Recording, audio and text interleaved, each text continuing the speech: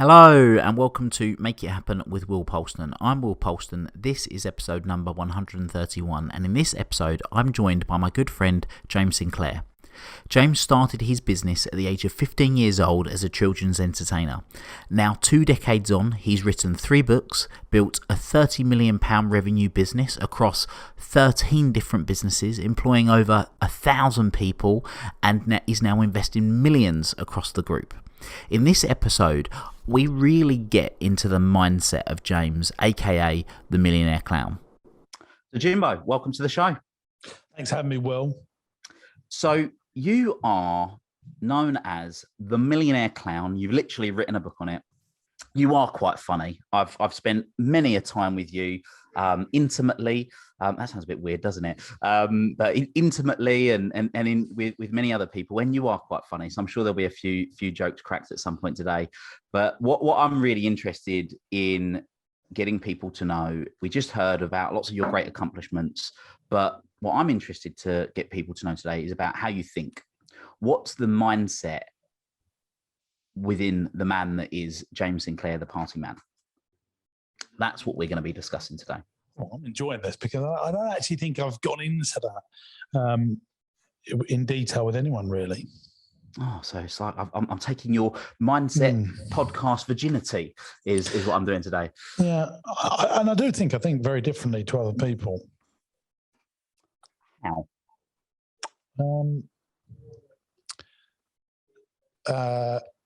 I think I have ability to, not that things don't upset me and don't stress me out, but I have the ability to cope, I think, more than most people because of maybe leaving home young and, preparing myself to deal with stuff from a young age has, I think, helped me in business. Does that make sense? So, yeah. So you think it is more a case of an element of nurture, right? When we talk nature versus nurture, it's not like you've not got this superhuman gene that enables you to do what you've done. You've just had certain experiences and you've put yourself in certain environments that have taught you to become more resilient, more robust, et cetera, et cetera. Yeah, I think so. Sometimes I wonder why some people, that seems obvious to me. I'm just going to get a chance to close that door if that's all right. Sorry, Chance makes my content. There's just some people talking behind me. I think when I don't understand why some people can't cope with what seems very simple to me. And a younger version of me would get frustrated with that person. But now, as I'm older, I just think, I've been blessed to be able to deal with things more. And I don't know, this is just some woo-woo thinking here. I don't know why there seems to be just enough entrepreneurs and just enough people that want to be doctors and just enough people that want to be nurses and just enough people that want to make things with their hands. It's like there's some great architect, and I'm not being religious here or anything. I'm certainly not religious, but I think, gosh, what if the 2 billion people that lived on the planet, 1.950 billion of them were like me? I think it'd be a disaster. And so I just can think and cope with things and deal with bigger things more than most. And then I'm also hugely disappointed with myself and my achievements of where I've got so far. And, my close friends and family think I'm mad, but I just think I can always do more, and my brain has the ability to do more. Then I get cross with myself on why I haven't achieved more. I think that's most entrepreneurs and business owners that do stuff. So I'm going to pick up on 2 things there. So the first thing you said about around the idea of having a world full of James Sinclairs, or not James Sinclair, but a world full of entrepreneurs. If everybody was entrepreneur, if everyone was an entrepreneur, it'd be a bit of a nightmare. What's your definition of entrepreneurship? Seeker of opportunity. Mm-hmm. In a nutshell, I think that is commercial opportunity. No, because I think you could have like an entrepreneurial head teacher. Mm-hmm. I think that gets more opportunity and thinks differently. But an entrepreneur is a seeker of opportunity, and a business person is a seeker of profit.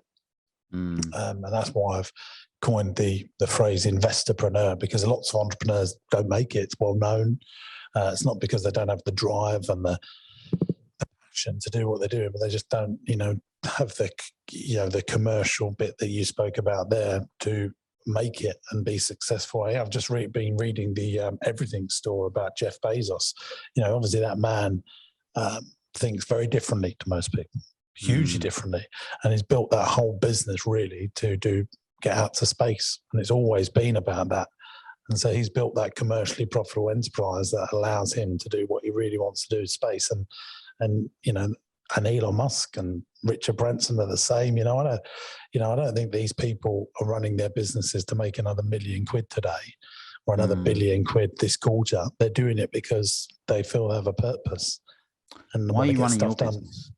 So why are you running your business? And not just your business, because as we've heard, your business is made up of lots of different businesses within the group now. So why? Do you want to go to space? No, I don't want to do that, but I definitely only want to do businesses that I enjoy. I'm acutely aware really that, all the acquisitions and the add-ons and the growth is not really changing my personal lifestyle anymore. I'm not going into Sainsbury's worrying what I can put in the trolley.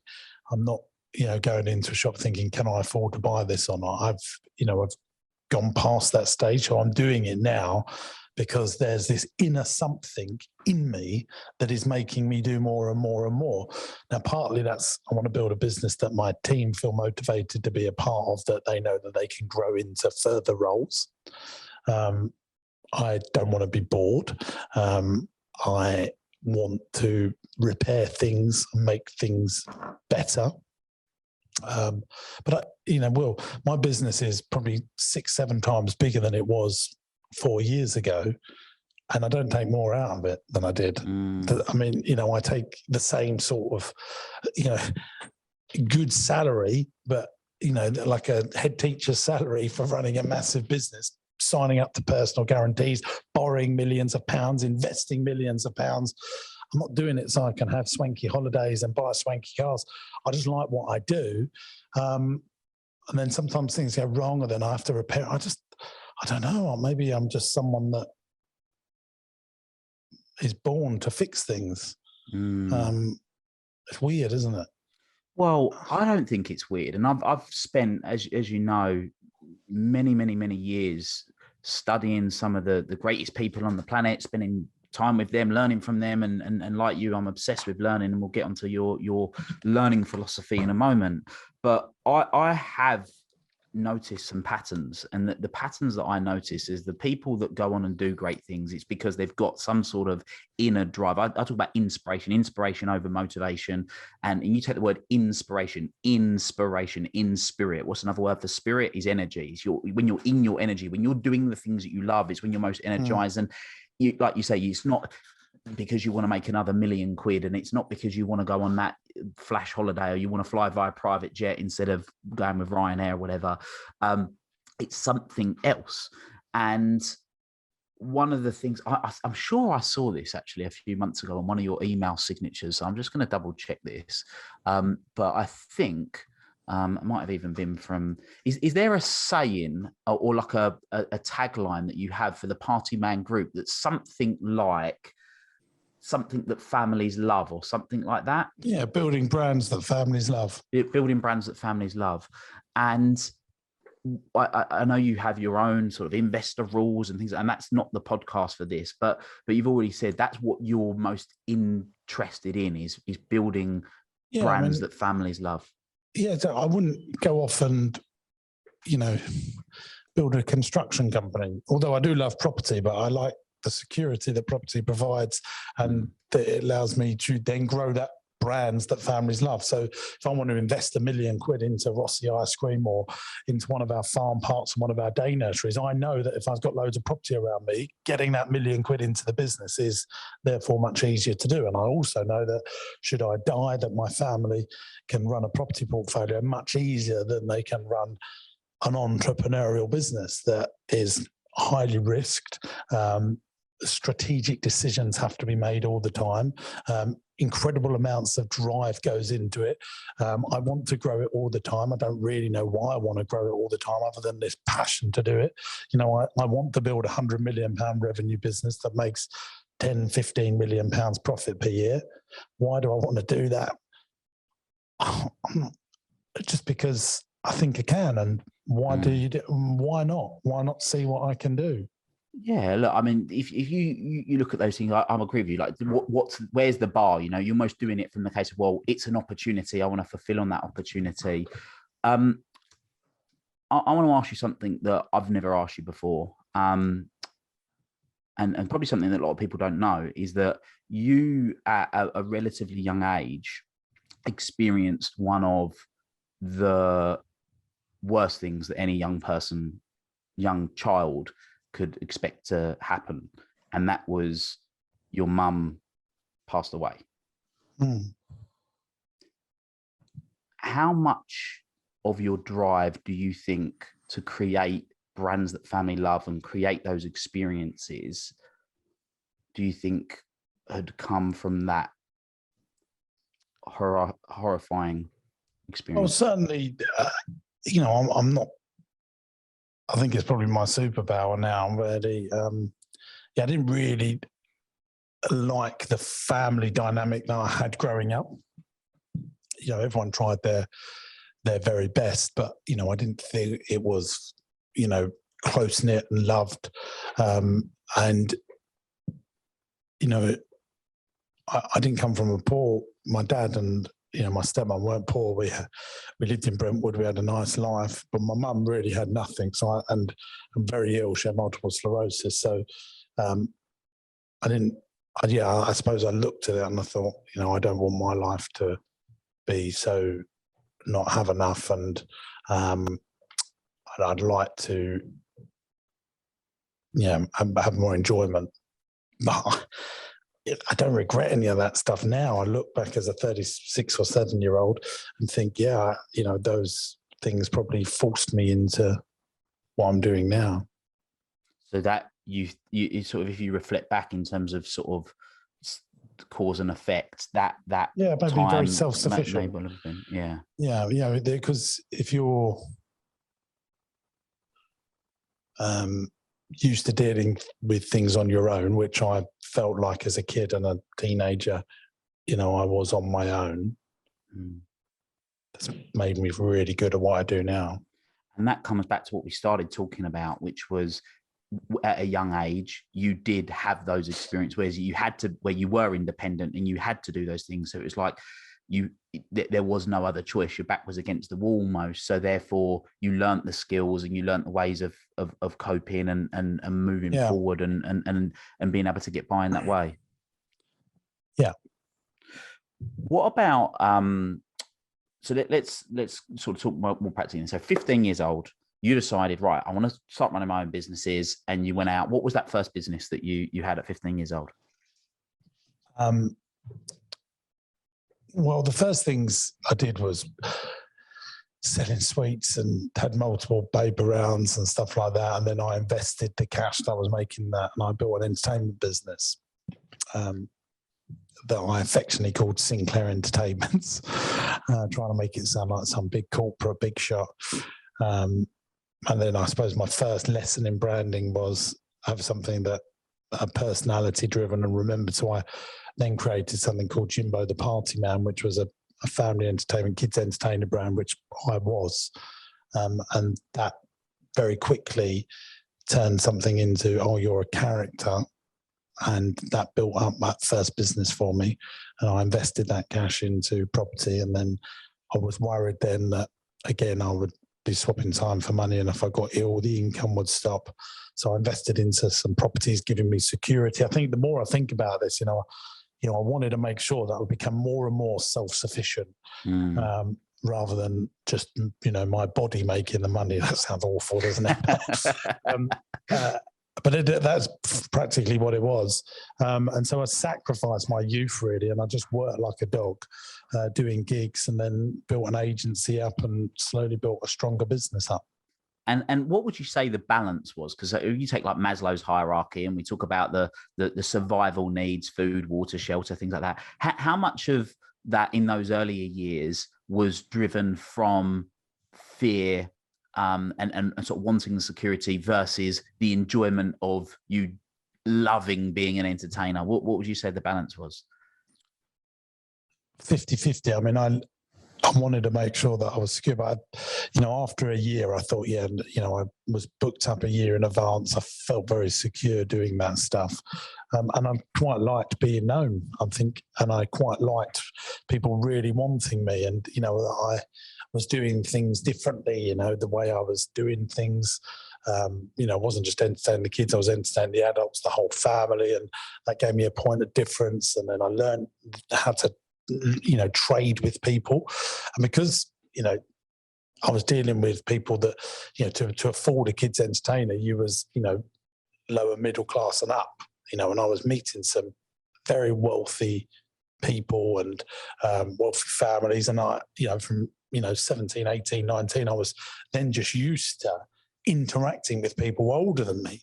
So it, forced on confidence to me.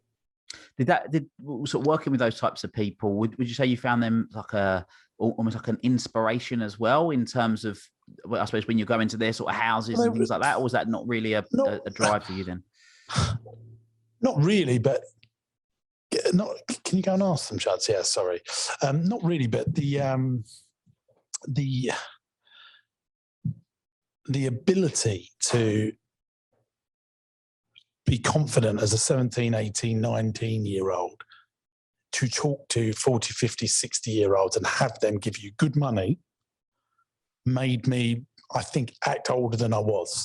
So, when I started at 2021 and I was borrowing millions of pounds to build my family entertainment centre, I think I had the confidence to speak to bank managers and financiers in a way that I think I wouldn't have done if I hadn't done all that stuff.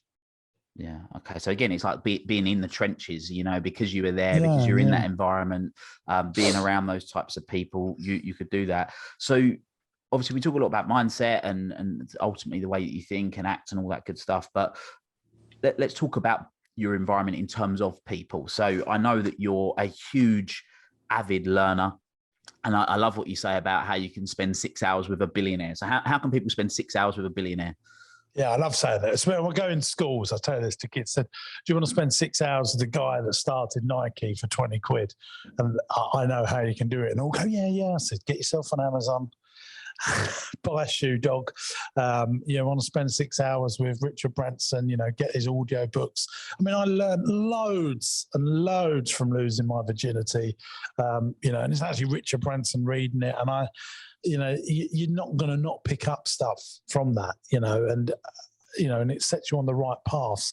I mean, in the early days, when I was 16, 17, 18, I was only go to celebrity entrepreneurs. So there was really only the Richard Bransons. And I didn't realize about this whole personal development space until The Wolf of Wall Street came out. And someone said, you got to watch this film. And it was obviously about Jordan, what's his name? Belfort. I was going to say Jordan Peterson then, but it's Jordan Belfort. Very different people. Very different views on life. And I watched that, and then I was like, all right, he's a business speaker now. Then I obviously Googled it. I went to watch him at the Excel, and then that just exposed me to this world. And I then really got into it and picked up more stuff on marketing. I suppose all of that made me better at marketing. And just went on from there. Yeah, so I'm a big believer in creating, I call it an MPM list, which is a group of people that are mentors, so people that are a few steps ahead of you, peers, which are people on your wavelengths that you can share with, that you can get challenged by, and also have as a bit of healthy competition, and then mentees, people that maybe are a step or two behind you, you can help along the way. Who would you say is a handful of people in each of those areas for you, or have been throughout your career? Lots of my bank managers, Dave Oram, Peter Quinn, these guys, and Ian Douglas, they've all retired. They were great guys. My earlier bank accountants, Phil Cooksley, Steve Shaw, Andrew Wolf, who's a really successful business owner that was in the leisure and hospitality space. And he, became very successful, but also has fierce morals, fiercely good morals, and is a really good person. And I think he taught me that, you've got to have commercial awareness around you when you're a business owner. Absolutely. But he taught me that you can be a good person as well, and don't be sad about that. You don't have to be so aggressive, that you want to, build a reputation of being, fair and reasonable at the same time as being very commercial. Mm. So there's some of them. I mean, great people that I've met along the way as well. I mean, recently that you've introduced me to someone like Jamie Martin, great guy, who's a very inspirational. He really inspires me because he's found ways of navigating life through his dyslexia. And I just love stories like that. But books have also really, really driven me forward as well.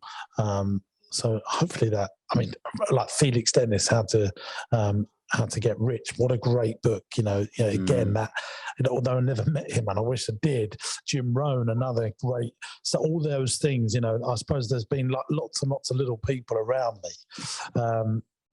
Does that answer the question? Yeah, it does. I suppose the person I was actually expecting you to say first was Richard Branson, because I know that was sort of Losing My Virginity was the first kind of book. It was the first book I got hold of, and but that again, gave me permission to, from a very early age, and I think this is slightly changing now, which is for good.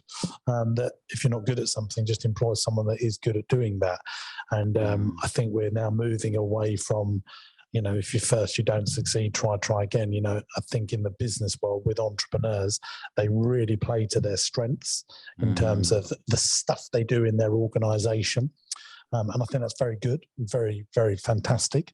But if you go back to a 70s and 80s business owner, the reason they don't grow is because they do the books and then they do the operation. They go and get the customers and they're overworked and burnt out and they feel they have to do everything rather than employ people to do it for them.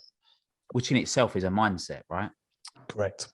Yeah. So I can meet someone, Will, that's a business owner, entrepreneur. If they say they've got freelancers and stuff like that, I just know that they're only going to go so far. And then I go and meet the 18-year-old that's already got 3 staff. He's prepared to take the risk of employment. They're already 10, 20 steps ahead because they're risk takers.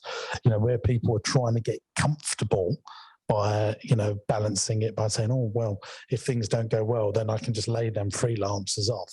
Well, actually, really good entrepreneurs are like, no, when things don't go well, I make it sort itself out by using, I suppose, entrepreneurial talent.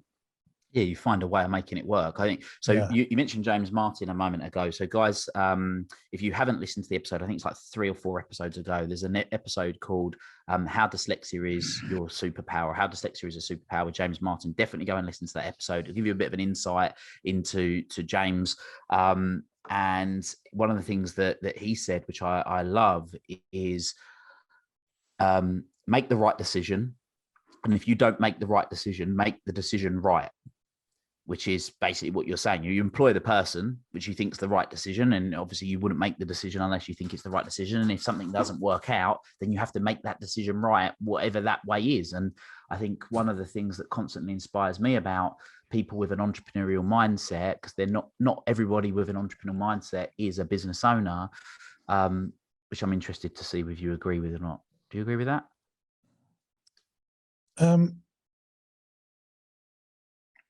Give me some more context so I can answer that. Do you think that someone can have an entrepreneurial mindset? So your definition of someone that's an entrepreneur in a moment ago was someone that seeks opportunities.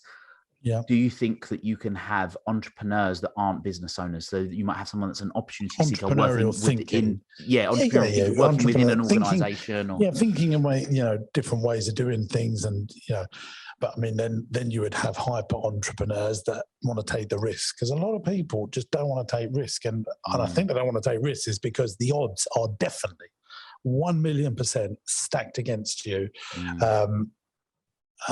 Because lots of people can't cope with it. That every week I'm dealt with something now that as it gets bigger, that someone's trying to compete with you, someone's doing you over, all of that stuff that has got nothing to do with the profit and loss balance of business, and that's just what happens as you get bigger. And you said something early on, which was about your ability to deal with challenges as they come along. And like I say, you've got a lot of different businesses now. You've got different brands. You've got nationally known brands, almost like world famous brands, and you must get that all of the time. So when you're dealing with those tough times, or you have that bit of information that you like, just head in the, you got your hands in your head type bit of information, there's a term that you actually did a TED talk on it, which again, I recommend people go and watch, called Bounceability. So let's talk about that term, Bounceability. So you have the bad news, you find out the competitor's trying to do you over, you find out someone's trying to poach your staff and all that stuff. What is the thought process that goes through your mind that enables you to bounce back so quickly that people could look to adopt, that are listening to this, to not let them, what's the word, that have a pity party for too long?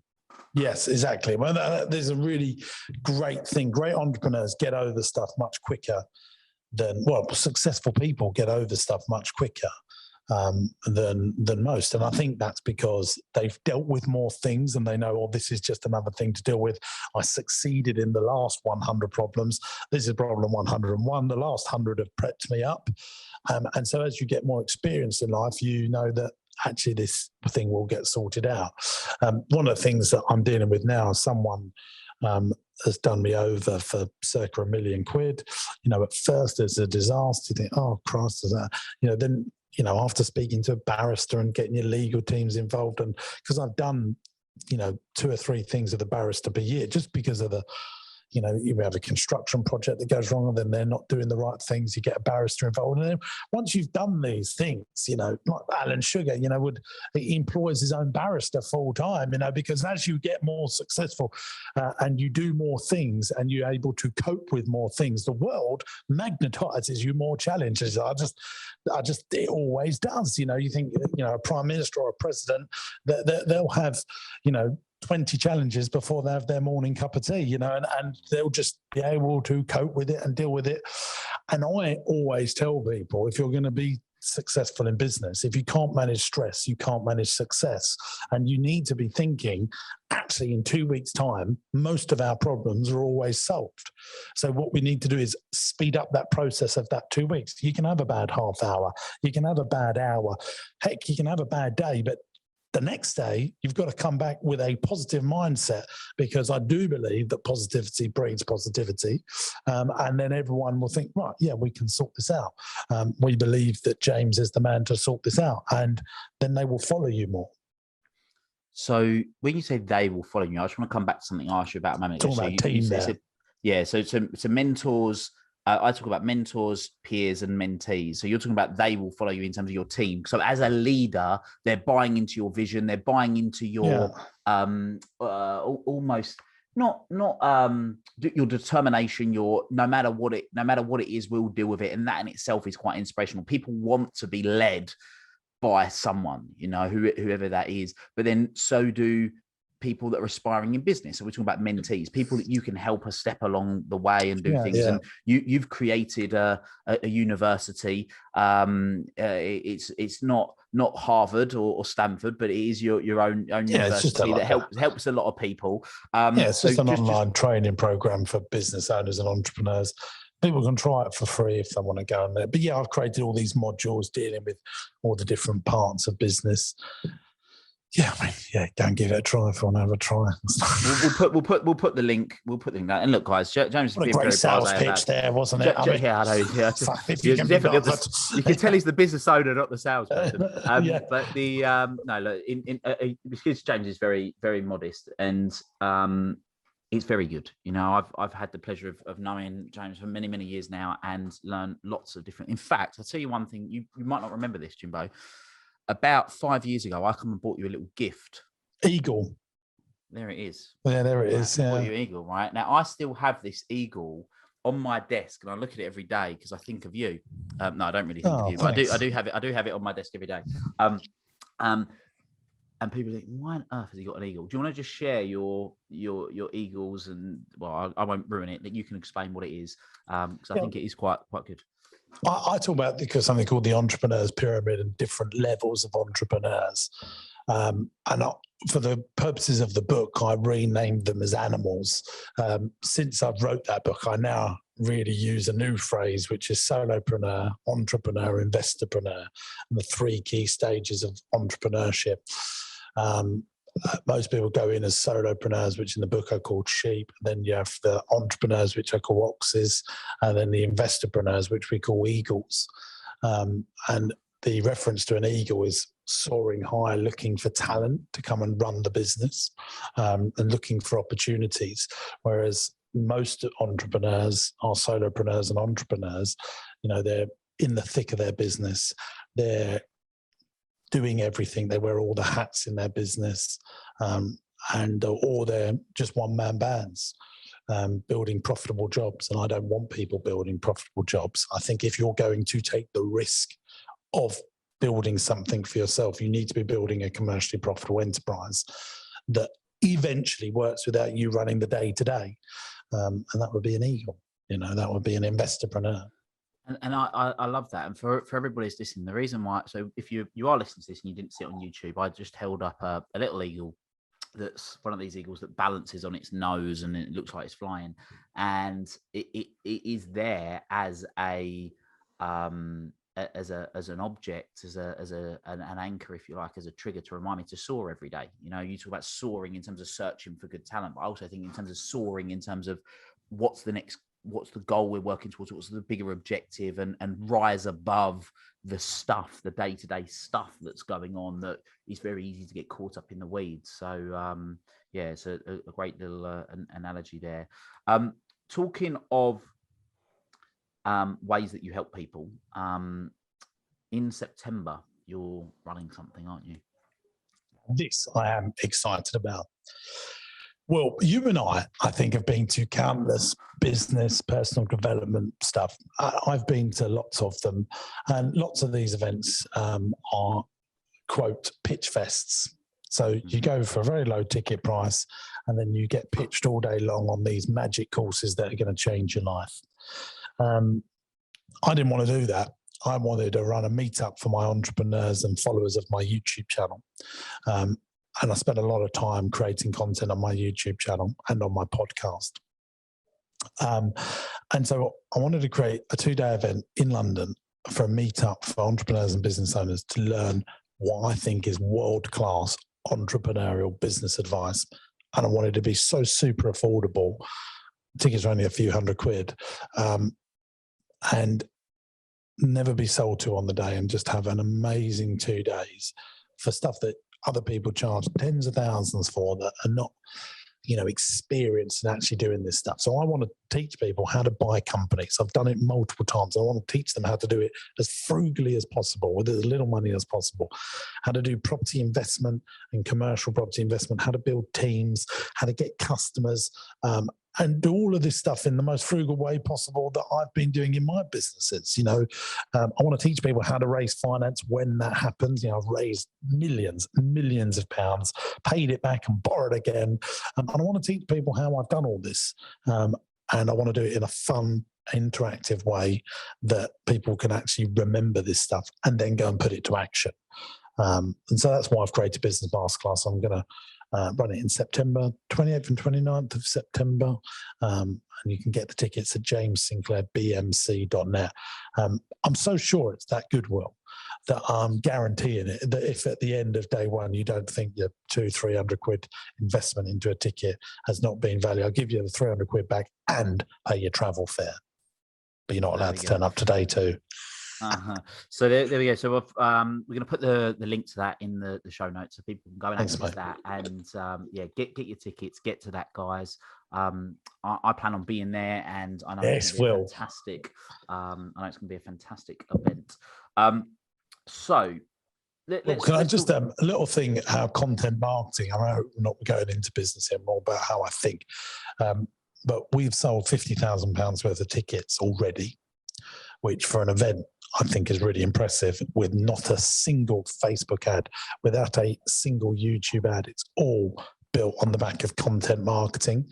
And so we're going to do a whole section on why we think content marketing is so important, but also the time that it takes for a return on investment on content marketing. Because I think everyone thinks, oh, I'll just create a YouTube channel and just create, a podcast. These things take time to, sow seeds and then bloom. I think actually content is really very similar to property. You buy a property, you don't make money in year one, but after owning a property for 10 years, they become very fruitful. And I think content marketing is very similar. I would 100% agree with that. And I also think that there's an underlying thing that no doubt you will talk about when you talk about content marketing at the Masterclass. But I think one of the biggest things that someone said to me not long ago, what content marketing demonstrates, if it's done well, is consistency. And absolutely. in today's world, I mean, it's so easy to get distracted. We've got constant distraction. I mean, you wake up in the morning, your phone's constantly distracting you. The notifications remind you. You scroll through Facebook every 5 posts. By the way, I only learned this year. Every 5th post on Instagram and Facebook is a sponsored ad. Did you know that?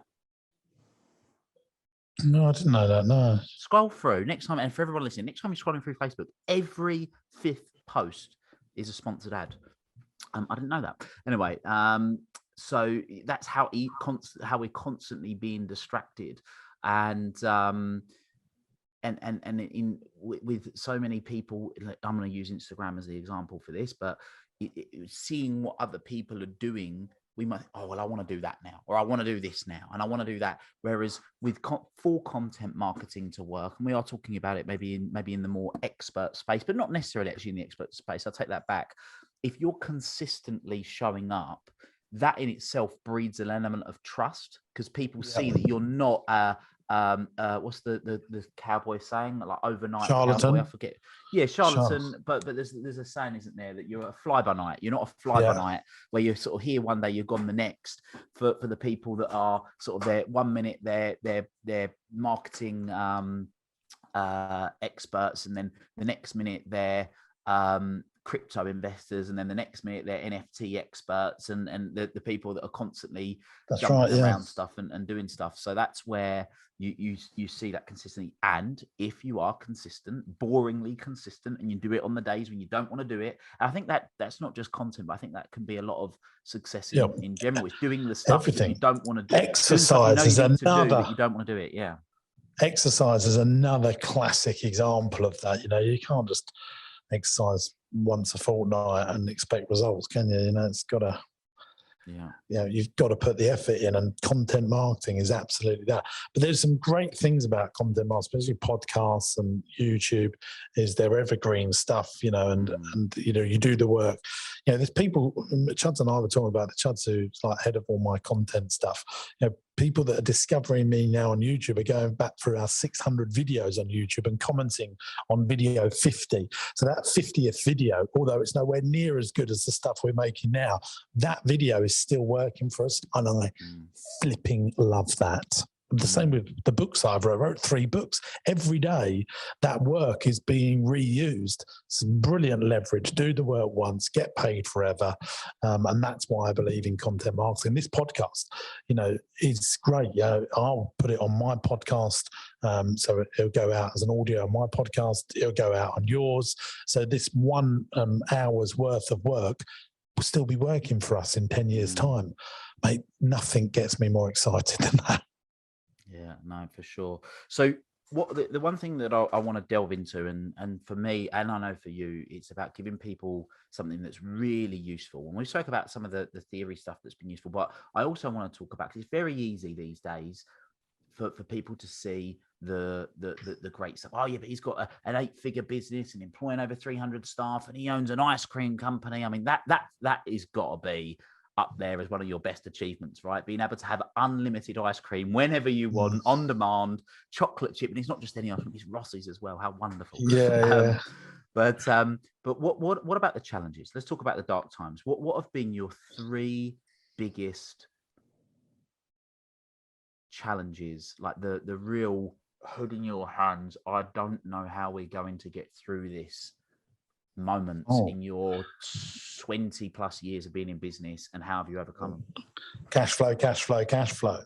if you are a business owner that's in a space like me that's very capex driven, you'd go and build a Marsh farm or a Rossi ice cream company, you're talking about hundreds, millions of pounds worth of capex to grow the business. Going and build a new day nursery, and because of my personality or the way I'm wired up, one day nursery isn't enough for James Sinclair.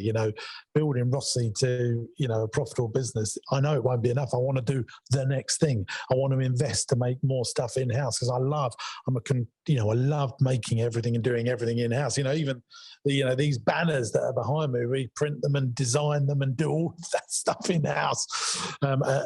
Even make the hardware. I've invested 150 grand in a printing machine so I can make all my own stuff. I am that obsessed with cutting out middlemen and doing everything myself. Every logo, even like the Rossi logo on this cup that I'm bringing, all of that has been done in-house. And then I think I've got more cash to go and invest. So that then I'm always stretching my cash flow. But I'm also then acutely aware, I've got a business that's doing 30 million in revenue, that makes, 2-3 million of EBITDA, like profit a year. But I never really take that 2-3 million EBITDA out. I then reinvest it to grow the business again. And I don't know, why am I doing that? Because I know that if I don't continually make £250,000 profit a month, I'm not got enough cash to reinvest. And then if I have a dark month, maybe we don't trade so well, that can cause very stress on your cash flow and stuff like that. You're always pushing yourself. So you got to make sure that, I'm always buying another property, which is another deposit. I think about the things I've done this year. Well, I've bought a day nursery, £1 million. I bought the Rossi ice cream freehold factory, 1.2 million quid. I've invested £1 million worth of stock for Teddy Tasty, a business that makes teddy bears and stand-up products. We make it for lots of the UK holiday parks. I bought a block of flats, £1 million. They're just some of the things that I can remember. And there will be another 20 that I've done. We're only up till June.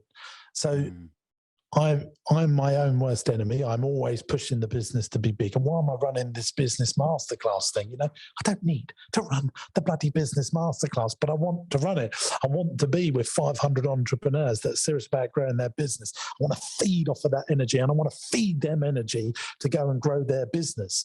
Why do I do the podcast? Why do I do YouTube? Just because I think I have the capacity to do it and I should do more. But then I have to cash flow all those things. And the worst thing is, well, I tell you what, it gets worse when you start making money. That's the other thing I learned. So even in the early days, I was still, very ambitious, but, only making 50, 100 grand. Now that when you start making more money, you want to put it to work even more. Now, the easy option for me is to wander into the city of London, go and speak to a load of venture capitalists. I've spoken to loads of them. They'll give me whatever I want to grow my business. But then I won't be happy because I feel like I'll be controlled. And so that's another thing. Whilst I'm a very good delegator and I've built a team that can make all their own decisions within reason within our business, I don't really want to have to answer to anyone. Which comes back to the independence, which way back when, even 20 plus years ago, was you were independent. You were put in a position that you were forced to be independent, but then you've benefited from the experience of having independence and freedom. And yes, having a financial backer, VC, whatever, would alleviate some of that. It clips your wings. Yeah. Well, in one way, I think if I had taken that on, I think my business would be 5 times the size. But you wouldn't be as happy. No, I don't think I would be. I don't like the anxiety of it, knowing that I would have to answer to someone, even though, I did have an angel investor in some of my companies a few years ago. They were wonderful, brilliant. I just hated it. And they were lovely. I learned loads from them, and I just didn't like it, so I bought them back out. What about the other thing that you mentioned, which was you do all of these things, but then you beat yourself up that you've not done more? Constantly. I don't know why I do it. Because I think, so now I would think, why is my business, not doing 100 million? Why is it not got 5 times better stuff? Why did I not get that project over the line sooner? Problem is, once something enters into my brain, eventually I get it done. And I just think, yeah, it was good. I've got it over the line, but I could have done it sooner. I can't help how I feel. I feel like now, so I'm 37. So, I'm always thinking I've only got 30 good Christmases left, 30 good summers left. And that scares me. I want to get as much done.